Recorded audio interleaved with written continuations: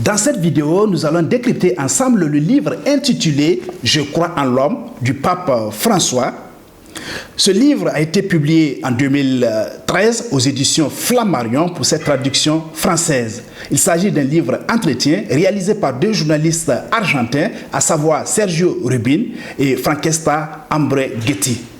Le décryptage de ce livre coïncide avec la santé du pape François qui n'est pas trop en point. Nous profitons de cette tribune pour nous souhaiter tous nos vœux de meilleure santé. Et aussi, c'est le temps de carême pour les chrétiens du monde entier. Nous souhaitons un fructueux temps de carême à toute la communauté chrétienne mondiale. Vous voulez savoir la vie et le parcours du pape François? Vous êtes curieux aussi de savoir cette histoire de fiancé du pape avec qui il a rompu les fiançailles selon ses propres témoignages dans ce livre. Et aussi, vous voulez connaître la pensée et la vision du pape François sur la marche de l'Église. Voici autant de questions que nous allons tenter d'y apporter des réponses concrètes selon les témoignages et les propos du pape François lui-même dans ce livre.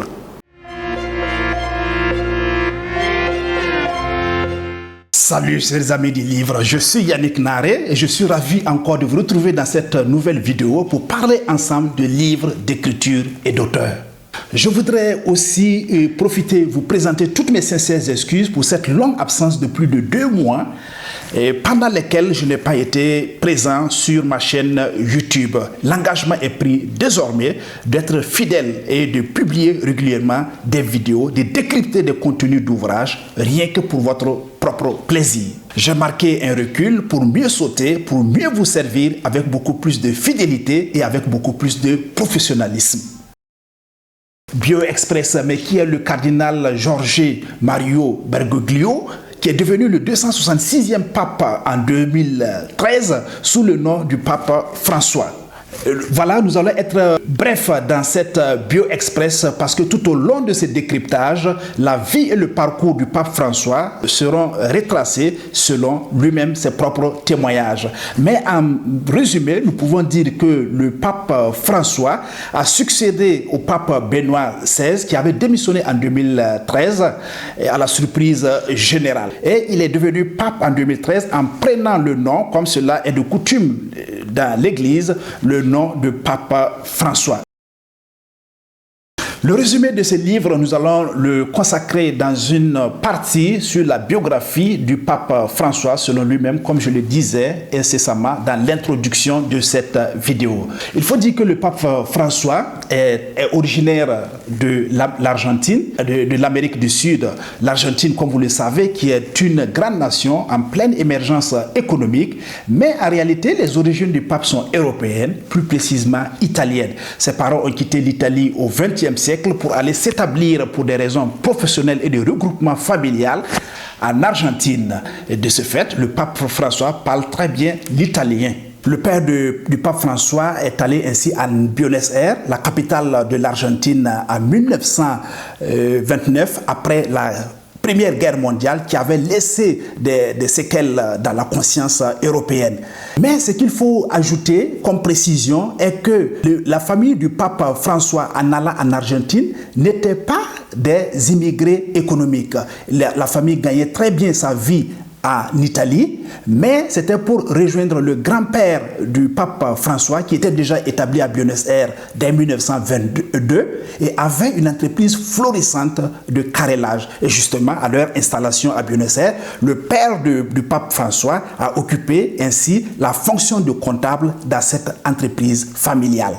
Le pape François est issu d'une famille chrétienne très pratiquante avec une fratrie de 5 enfants.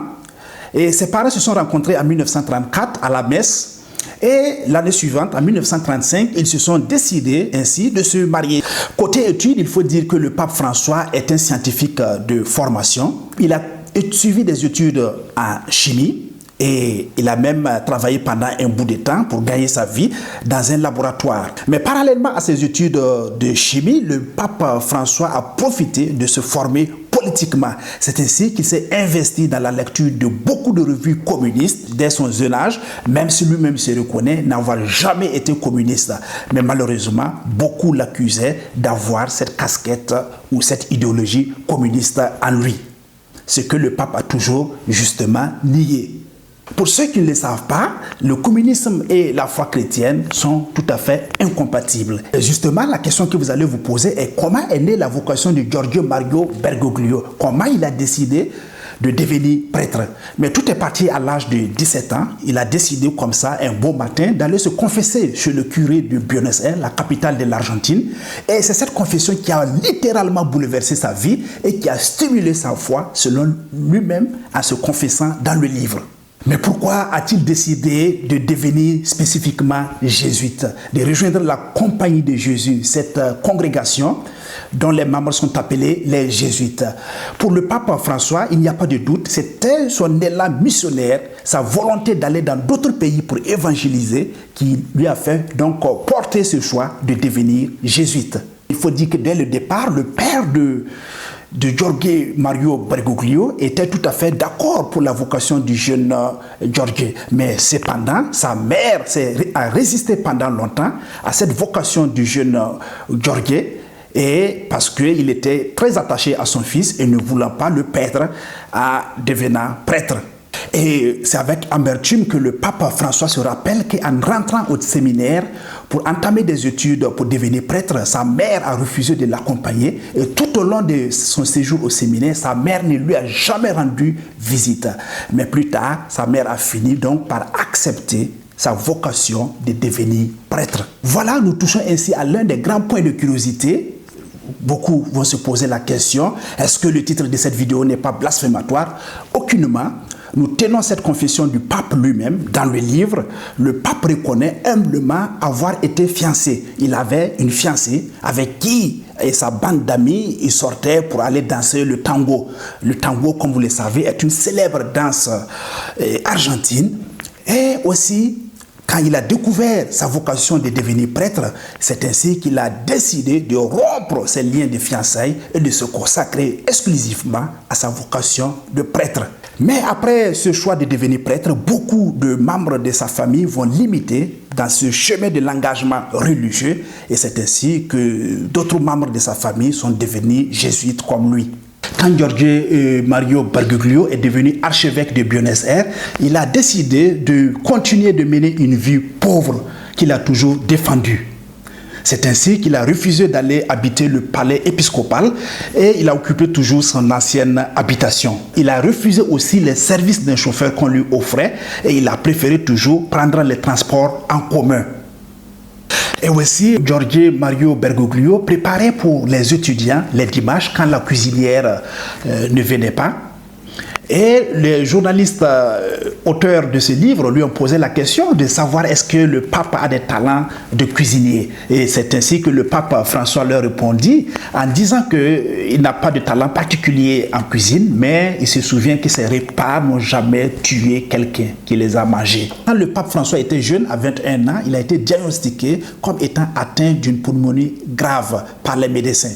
Il a subi ainsi une ablation, c'est-à-dire une opération chirurgicale visant à retirer la partie supérieure de son poumon droit. Depuis ce temps, depuis cette ablation du poumon droit, le pape vit avec une insuffisance pulmonaire. Même si cette situation n'a pas constitué un gros handicap de santé pour le pape, il faut reconnaître que ça constitue tout de même une limite pour sa santé. Les journalistes auteurs de ce livre Entretien ont posé la question au pape François de savoir s'il lui arrivait de penser à la mort. Et le pape de répondre qu'à son âge, la mort est une compagnie quotidienne.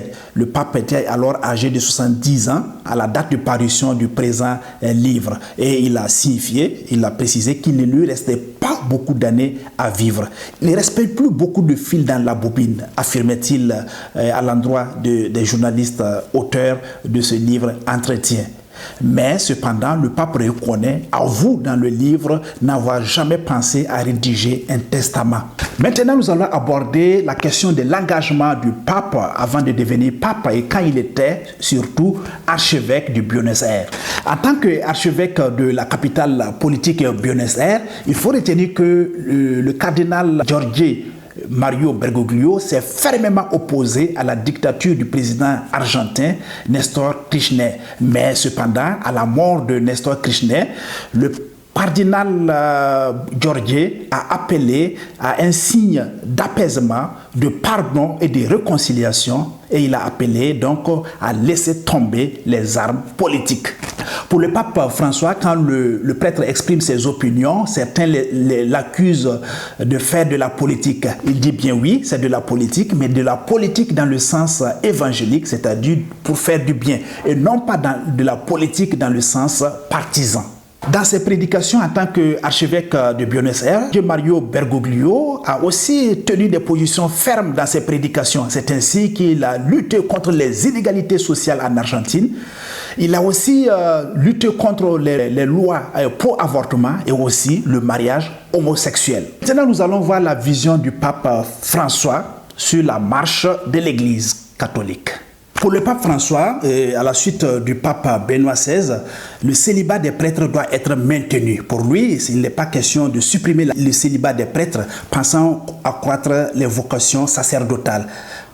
Et le pape François de reconnaître si un jour l'Église catholique venait à supprimer le célibat des prêtres, cela ne sera aucunement lié pour pallier au déficit de vocation des prêtres. Et aussi, cela ne sera pas universel.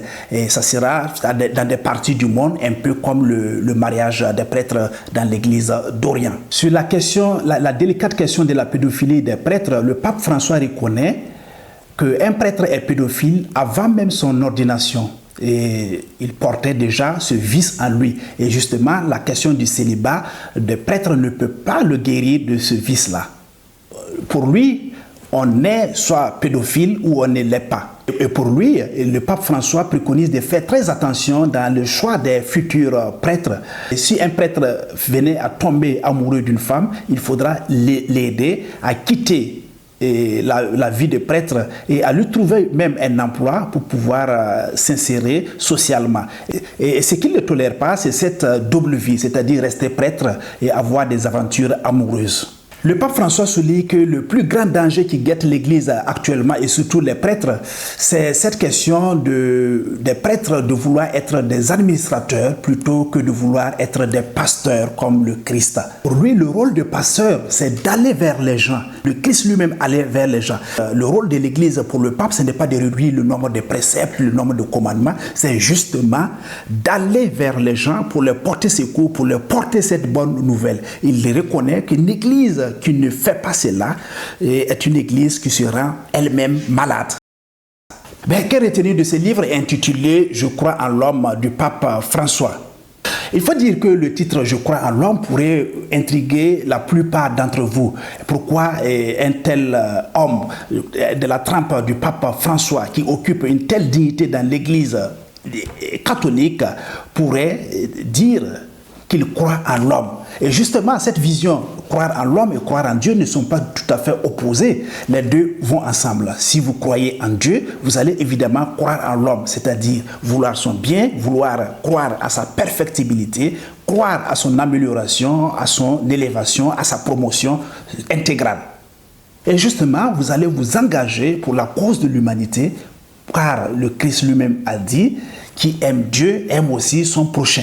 Et aussi, ce qu'on peut retenir de la gouvernance du pape François, c'est qu'il est resté toujours fidèle à sa ligne de pauvreté, à son vœu de pauvreté.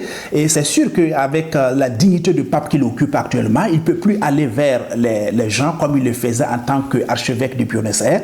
Mais cela se déteint dans sa façon de gouverner l'Église, de gouverner le Vatican. Depuis 2013, où il a été élu pape, il a nommé plusieurs cardinaux de plusieurs pays qui n'étaient pas assez représentés dans l'Église et qui sont pour la plupart des pays du tiers-monde. C'est pour dire qu'il prépare ainsi sa succession et il y a de très fortes chances que le futur pape qui va succéder ainsi à François soit issu d'un pays du tiers-monde. Et cela va refléter le visage de l'Évangile et comme le Christ lui-même l'a dit, il n'est pas venu pour les puissants, mais il est venu pour les faibles, la veuve et l'orphelin. Avant de terminer cette vidéo, je voulais vous recommander trois autres livres de l'auteur, le pape François, que vous pourrez vous en procurer pour approfondir la lecture et connaître encore davantage ce 266e pape de l'histoire de l'Église catholique. Vous pouvez évidemment parcourir le livre intitulé « Sur la terre comme au ciel ». Vous pouvez aussi lire cet autre ouvrage intitulé « Des pauvres au pape ». et du pape au monde. Et justement, le troisième livre que je vous recommande est intitulé « Un temps pour changer ». Voici, c'est la fin de cette vidéo. Merci de l'avoir suivi. Je vous souhaite une excellente suite et à très bientôt. Ciao!